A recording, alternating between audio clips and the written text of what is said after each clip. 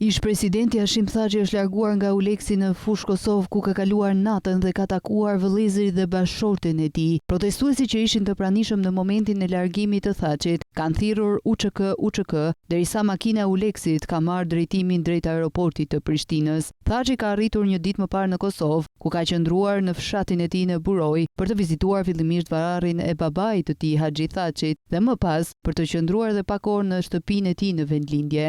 Ish presidenti i Kosovës ka kaluar natën në selinë e Uleksit. Gjatë ditës ai është takuar me disa nga familjarët e tij. Ai takoi gruan dhe 3 vëllezërit e tij, të cilët në dalje kanë thënë vetëm fjalën se është mirë me shëndet, pasi s'kan të drejtë të japin detaje të mëtejshme. Gjykata speciale nuk i dha leje Thaçit të marrë pjesë në varrimin e babait të tij të martën e 18 marsit. Thaçi po përballet me një proces të tezgjatur gjyqësor në akuza për krime të pretenduara të luftës. Ai është deklaruar i pafajshëm për të gjitha pikat e aktakuzës deri më tani.